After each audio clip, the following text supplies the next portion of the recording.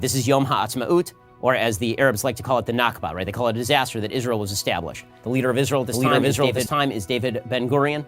Ben-Gurion is no right-winger. He's no hardcore right-winger. Ben-Gurion was a labor socialist. Ben-Gurion was very much in favor of a wide variety of negotiations. He was quite anti-religious in sort of his own persona, but he understood the necessity of there being a Jewish state. In their founding documents, they asked the Arabs to stay. If you read the Declaration of Independence of the State of Israel, they explicitly say, we want to be a state for all of our citizens. Yes, we're a Jewish state, but we want Arabs to stay. We want them to become citizens. Instead, all of the surrounding Arab countries declare war. Israel is surrounded on every side by hostile states.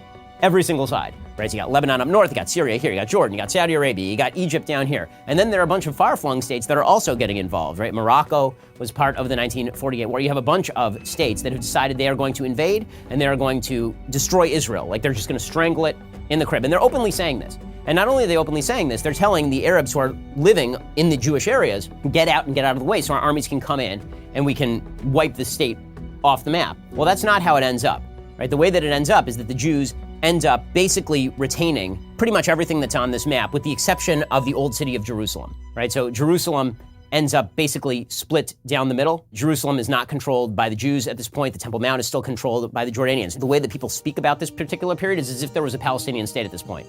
There was not. By 1964, the Arab states have decided that they need almost a propaganda effort here. So they create the Palestine Liberation Organization. The Palestine Liberation Organization is a terrorist group. It explicitly calls for the destruction of Israel. Now you will note, at this point, Israel does not control any of this or any of this. So when they say Palestine Liberation Organization, they mean this whole thing, right? That whole thing is supposed to go away because Israel doesn't even control that at that point.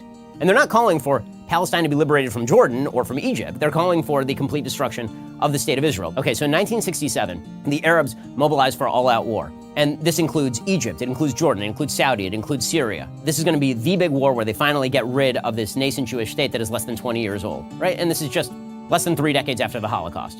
And Israel instead launches a preemptive war. They see this coming. They destroy the entire Egyptian Air Force on the ground. And in 6 days, they proceed to take the Golan Heights, which is this area of Syria. Israel takes over the entire Sinai Desert, takes all of Judea and Samaria to the Jordan River, takes all of the Gaza Strip, takes control of the old city of Jerusalem. Right? They do all of this in 6 days, which is why it's considered a miracle by the state of Israel. I mean, it's an unbelievable military performance. So in 6 days, they take what was going to be the war for their destruction, and they proceed to expand their borders from this tiny thing to this, and all of this.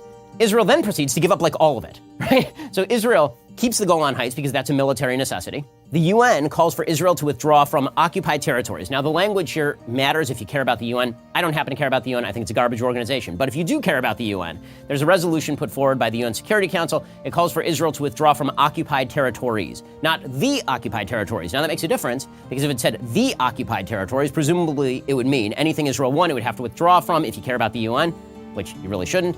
But it says occupied territories, which means subject to negotiations. The 67 Arab League Summit happens, and they agree in Khartoum, Sudan, on the 3 no's. No peace, no recognition, no negotiations. And these are the 3 no's that are going to govern the Arabs all the way through. Basically until now, until the Abraham Accords, these were the 3 no's that mattered. And this is all the way in 1967. So whenever people talk about there needs to be a 2-state solution, why couldn't they have come to an agreement? Because literally one side said there will be no peace, no recognition, and no negotiations. One side has accepted every single peace deal provided to it to this point in time.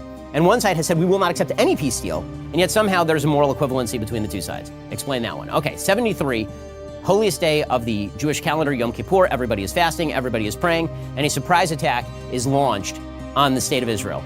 The prime minister is Golda Meir. She gets caught completely by surprise. They were warned, and they didn't take it seriously. Israel suffers extraordinary casualties in the 73 Yom Kippur War, and then once again maintains or expands its borders a little bit. 79, Camp David Accords. Finally, there's a breakthrough. Menachem Begin takes over as prime minister of Israel, a very right-wing prime minister. There were 2 major parties in Israel at this time, Likud and Labor.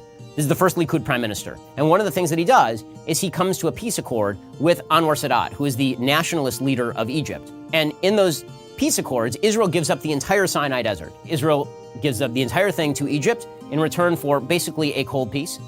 Anwar Sadat is then assassinated. In 1982, the Jordanian monarchy is deeply afraid that the Palestine Liberation Organization is going to overthrow the monarchy. They expel the Palestinians. The Palestinians end up in Lebanon, tens of thousands of Palestinians. Palestinian terrorist groups begin firing rockets over into Israel from South Lebanon. In 1982, Menachem Begin launches a war in Lebanon. Israel ends up basically going all the way up to the capital of Beirut. and nearly occupying the entire country.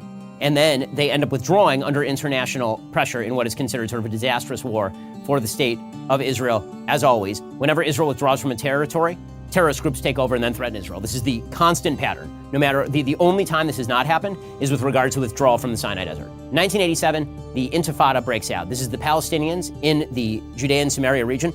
The reason that I use the terms Judea and Samaria is they are more historically accurate. People call it the West Bank. Why? Because Jordan occupied it, and this is the West Bank of the Jordan River. So the only reason that it's referred to as the West Bank, which is really historically anomalous, right? It's on the east side of Israel, but it's on the West Bank of the Jordan. That's a holdover from the time when the Jordanians occupied this entire area. Again, no one cares that Jordan occupied quote-unquote Palestinian land or that Egypt occupied quote-unquote Palestinian land.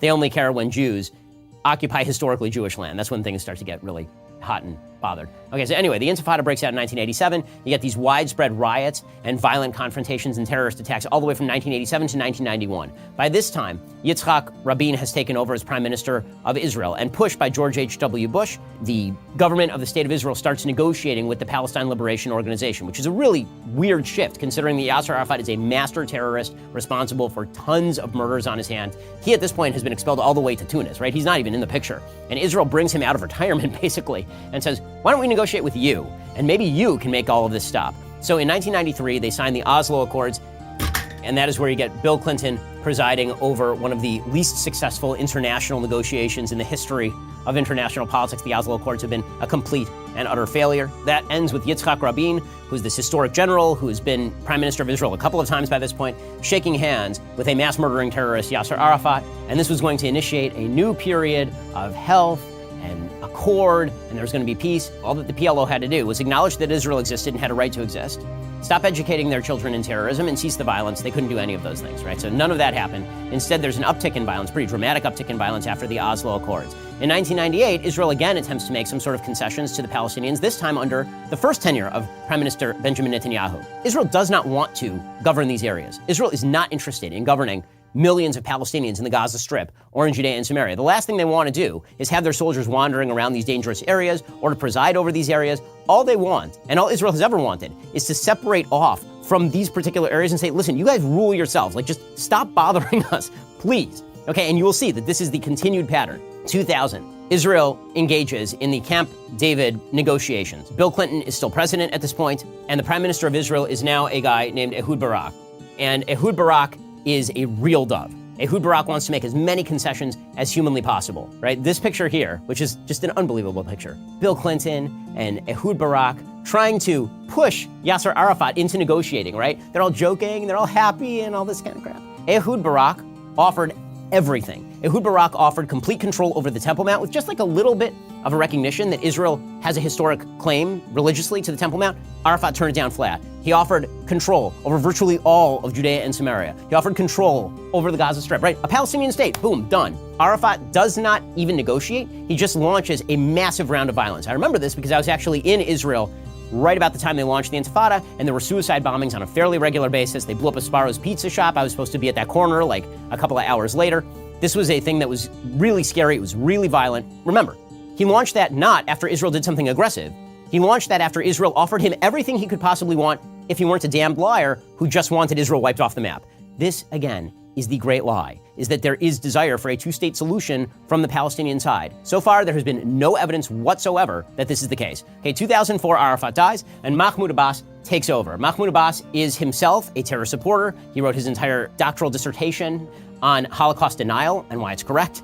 Israel, in 2005, under the auspices of Ariel Sharon, who's one of the great hawks in Israeli history, right? He was the general in the 1973 war who ended up pushing all the way down close to Cairo. He was called the bulldozer. He's this famous general. He unilaterally withdraws from the Gaza Strip. There are a bunch of Jewish areas right in the northern tip of the Gaza Strip. Jewish soldiers went in and removed Jewish settlements in the Gaza Strip. These are places people have lived for decades. They removed them, and they just turned them over to the Palestinians. Hamas, a terrorist group, immediately rushed in and burned everything. They burned the greenhouses, they burned all the Jewish houses, they knocked down all the good infrastructure, and then they just took over the place. This is when you start to see a difference emerging among the Palestinians in terms of governance. You've got Judea and Samaria, the West Bank here, you've got the Gaza Strip here. In 2005, Abbas wins the Palestinian elections, but only because Hamas and Islamic Jihad boycott the elections. Okay, in 2006, after